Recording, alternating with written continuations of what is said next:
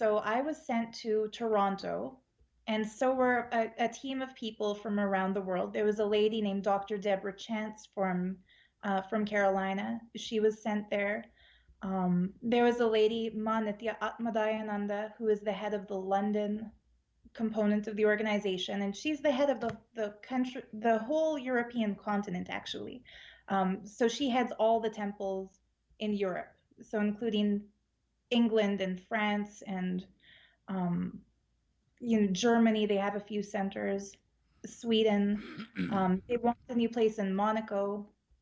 So she was also sent there. So was a lady named Manitya Kamalatmananda from Slovakia.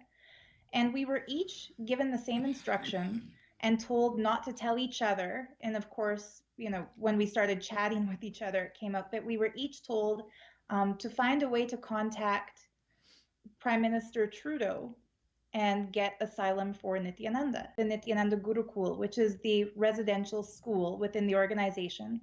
They were staying in the same house.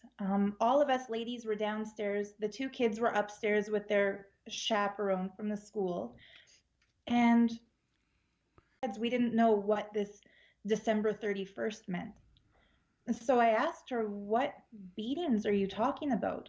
And she said that on the morning of December 31st, 2017, and this was in the middle of one of those December programs, the head teacher, I was a Gurukul Acharya at the time. I was one of the people who taught a class on a regular basis to the kids. That's why they had a personal relationship with me.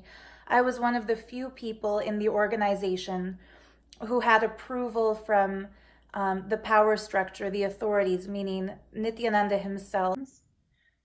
The head teacher of their Gurukul had stormed into the girls' dorm at about 4 a.m. before the girls got up in the morning and started yelling at all of them that people paid thousands of dollars to be here to develop the superpowers of the third eye, and the program is a failure. None of the participants are manifesting these powers. And she told these kids it was their fault. She said that if they had the proper devotion to the guru, they would have connected with participants in something called Shaktipada, or like entanglement. These kids, it's your fault the program is a failure. You are causing pain to Nityananda. Now you have to feel his pain. And she made one of the girls hold her stick and beat every other kid in the room, one by one. And she said, until they bleed or they cry, keep beating. So some kids had black eyes, some kids were bleeding, they all had visible bruises. And they were then chained up, locked in that dorm. So some kids had black eyes, some kids were bleeding, they all had visible bruises. And they were then chained up, locked in that dorm, in kind of a caged off area of the dorm until their visible injuries were healed. So they were kept away from everybody else in the campus for 1 week. Hmm. Yeah.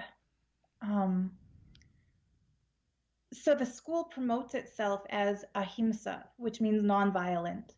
And here they're forcing kids to beat each other. As in Indian law, an adult could be charged for beating a child, but if they make the kids beat each other, maybe they think they can bypass the law, who knows. But the kids were regularly forced to beat each other.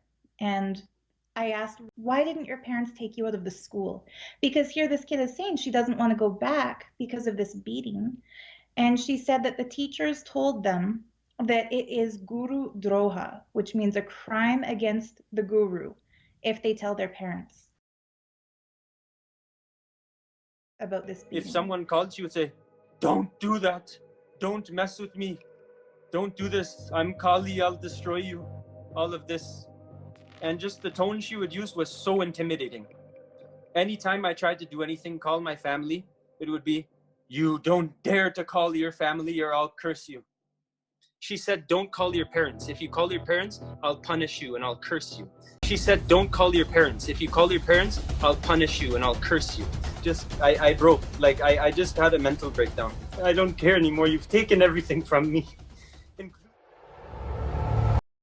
So none of them are allowed to tell the adults, because if they do, they lose their enlightenment, they lose their privilege. And then she went on to tell me they were all faking these powers in front of their teachers. They were not allowed to eat or sleep or drink water or go to the bathroom until they successfully demonstrated these powers. And so she said there was a time when, for 4 days and 4 nights straight, the kids were on a hard stone floor, locked in their school. If any kids started falling asleep, there were other kids given buckets of water to dump on them to wake them up. So for 4 days and 4 nights, they didn't sleep.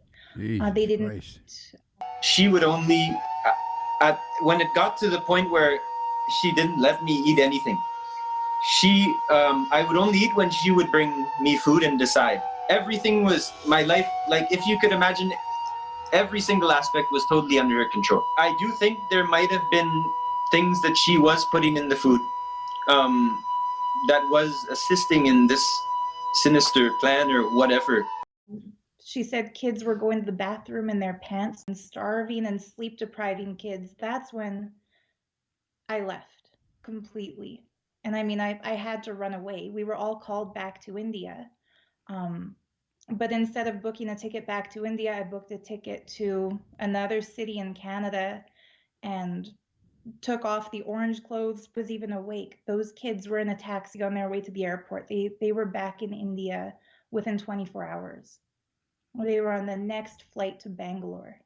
It's seriously wrong. There's no excuse for child abuse. And I mean, adults were also sleep deprived and denied food and controlled. But finding out what happened to the kids, I mean, when a child cries and tells you they're scared to go back, that Wow. triggers something that there's no turning back from that.